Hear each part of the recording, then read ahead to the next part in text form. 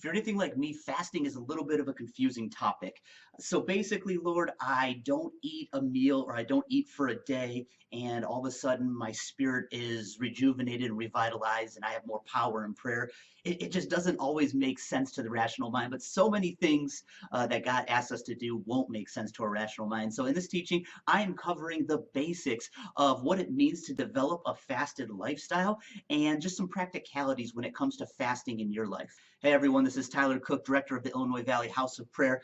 I need to be honest, this is one of those topics that I don't feel super confident about. There has been so many times in my life where I've tried to fast and I've failed. There's also been times where I've succeeded, but I've kind of been through all the ups and downs when it comes to fasting. And so I just wanted just to relay some knowledge that I have on this topic during this video. And if you have not yet subscribed to this channel, this is your first time visiting us, or you haven't chosen to do so yet, I want to encourage you to subscribe for more content like this.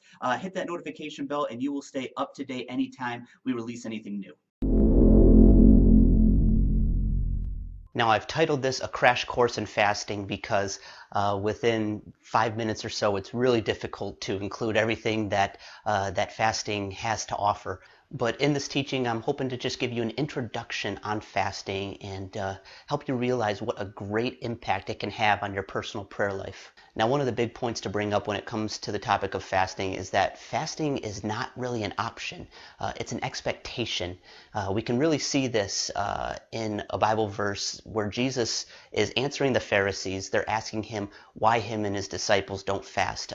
This is found in Luke chapter 5, verses 33 through 35, which say, "And they said to him, The disciples of John often fast and offer prayers. The disciples of the Pharisees also do the same, but yours eat and drink.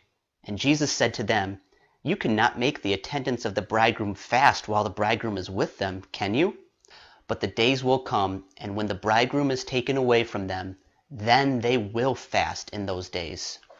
So you can see Jesus has the expectation that they will fast in those days. He's talking about us. He's talking about the church, people who believe in him. I've noticed the mindset in the church and even in my own personal life often being that fasting is just an option. It would be something good to do, but it's not really something that's necessary for me. And that's just simply not true. God has given us this as a gift. Even if it's difficult, even if it's hard, which it is, obviously, it's still a gift for us that can draw us deeper and closer to him. The second thing I want to discuss when it comes to fasting is what actually happens when we fast. One of the most important aspects of fasting is that we are embracing a voluntary weakness. Now, this is felt quite practically. If any of you have ever tried fasting, there's the hunger that goes about, there is the weakness, there's the almost sometimes a dizziness feeling, or sometimes when you just can't really pay attention or focus on anything. All of those come about through fasting.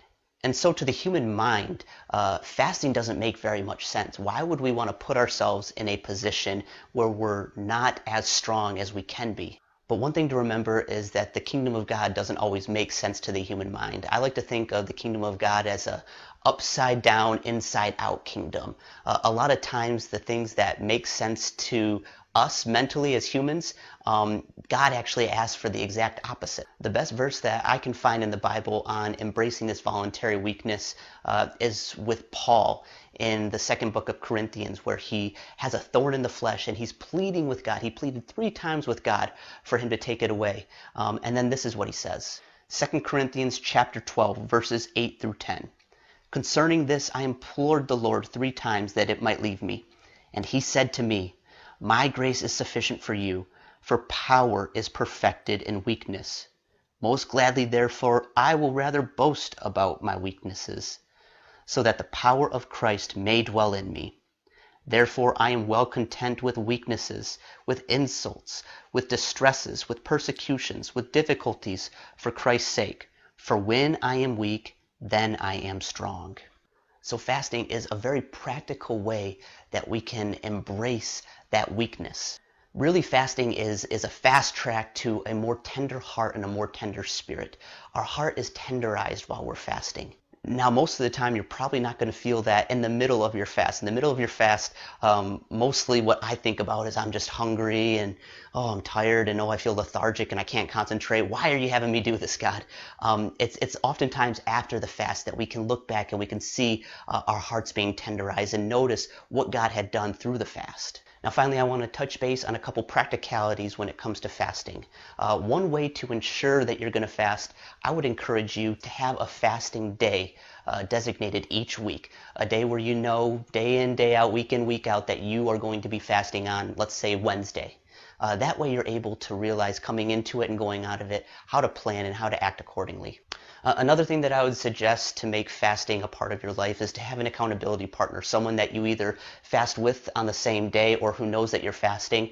Now you have to be careful with that. You're not fasting so that someone else can see how spiritual you are. But at the same time, it's important to know that someone else knows that this is your fast day, that they can check up on you and see how you're doing. That'll just help keep you grounded and consistent in fasting. Now, there's many different types of fasting that you can take part in. One of the most common ones is just a water-only fast, where all day long you do nothing but drink water, have no food. But there's also a Daniel fast, which consists of eating fruits and vegetables, and sometimes even nuts can get mixed into that.